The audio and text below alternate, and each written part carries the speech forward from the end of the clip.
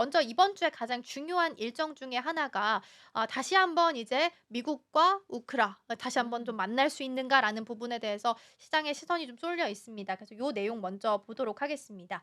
미국과 우크라이나가 이제 현지 시간으로는 3월 10일 일에서 예정이 좀 되어 있는데 사우디아라비아에서 회담을 계획을 하고 있습니다. 양측이 앞선 정상회담 때 파행 있었는데 요거 갈등을 좀 봉합을 하고 종전을 위한 돌파구를 열 수 있을지 주목이 좀 되고 있는 상황인데요. 트럼프 대통령의 가장 핵심 포인트는 광물 협상입니다. 이 협정에 신속한 휴전이라는 조건을 붙였다라는 이야기도 나오게 돼서 회담 결과를 좀 낙관하기는 어렵다라는 관측도 나오고 있습니다. 젤렌스키 대통령 같은 경우에는 요번 주 "우리가 의미 있는 회의를 할 수 있기를 희망한다."라면서 내주 사우디아라비아에서 회담할 일정을 논의 중이다라고 밝혔습니다. 현지 시간으로 10일 이야기도 나오고 있고 12일 이야기도 나오고 있어서 어떤 날이 될지는 조금 더 뉴스 체크해 보셔야 될 것 같습니다. 일단 중동 특사도 같이 가는 것으로 확인되고 있는데요. 현재 사우디아라비아 리야드에서 우크라이나와 회담을 여는 것을 조율 중이다라면서 가능성을 시사를 하기도 했습니다. 그리고 마크 루비오 미 국무장관, 마이크 와이츠 백악관 국가안보보좌관, 위트코프 특사, 안드레이 예르마크 우크라이나 대통령 비서실장 등 12일에 회담할 것이다라는 보도가 나오고 있는데 회담 일정이 아직 구체적으로 나온 건 아닙니다. 일단 설정 끝에 그 당시에 이제 노딜 파국으로 끝났기 때문에 그 이후로 지금 기준으로는 한 2주 만에 다시 한번 회담이 성사된다라고 보시면 될 것 같고요. 일단 가장 큰 틀에서 봤을 때는 광물 협정이 중요해 보입니다. 그리고 우크라이나 종전 협정에 있어서 기본 틀에 대해서 면밀하게 협의를 좀 하지 않을까라고 예상이 좀 되고 있는 상황인데요. 미국은 그때 이제 노딜로 끝나고 나서 군사 지원은 물론 정보 지원까지 중단을 했습니다. 그래서 우크라이나에 미국의 종전 구상에 따라라라고 지금 강하게 이야기를 하고 있는 상황이고요. 우크라이나는 사실 미국의 도움 없이는 오랫동안 버틸 수 없을 걸로 전망이 좀 되고 있습니다. 그래서 "광물 협정에 서명할 준비가 되어 있다."라는 서한을 보냈다라고 하죠. 그래서 이 갈등이 좀 수습될 수 있을지 이번 주에는 계속해서 체크를 좀 해 보셔야 될 것 같습니다. 네, 다만 이 트럼프 대통령 같은 경우에 광물 협정을 우크라이나 전쟁의 신속한 휴전과 연계하려고 해서 회담 성과를 낙관하기는 어렵다라는 관측도 함께 나오고 있습니다. 블룸버그 통신인데요. 이 광물 협정에는 젤렌스키 대통령이 휴전을 위해서 구체적인 경로라던가 이 러시아와의 대화에 동의해야 한다라는 조건이 붙어 있다라고 전달했습니다. 이 소식통에 따르면은 트럼프 대통령과 젤렌스키 대통령이 모두 광물협정 체결 의사를 밝혔는데 아직도 체결되지 않은 주된 이유는 이런 추가 조건 때문이다라고 덧붙였습니다. 젤렌스키 대통령은 종전 계획과 관련해서 유럽 지도자들에게 평화를 위한 신속한 진전 계획을 제시했다고 소개를 했습니다.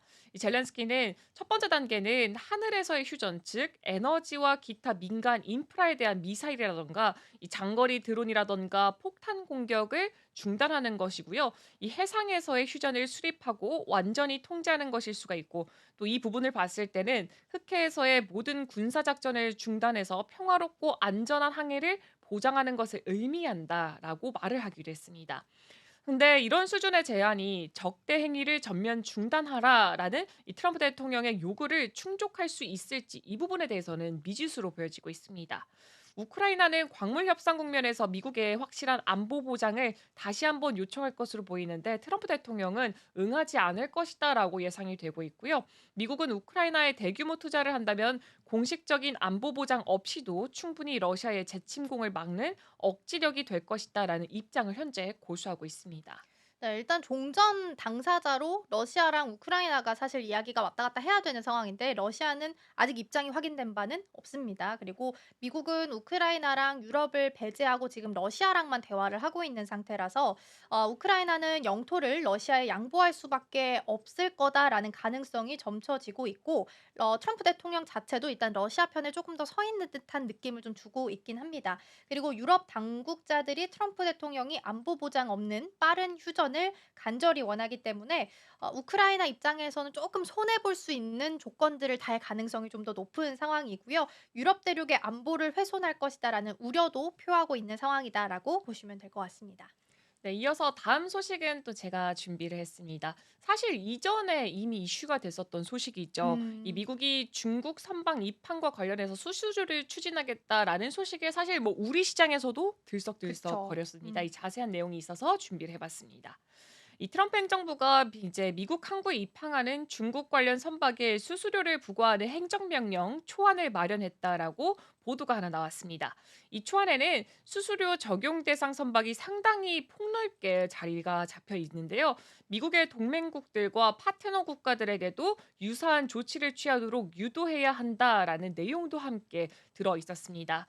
로이터 통신 보도를 조금 더 살펴보면 작성 날짜가 2월 27일로 적힌 초안에는 그 선박 자체의 건조지나 선적지와 무관하게 만약에 그 선박이 속한 선단이 이 중국이 건조지나 선박진 선박들을 포함하고 있다면 수수료 부과 대상이다라고 표기가 되어 있습니다.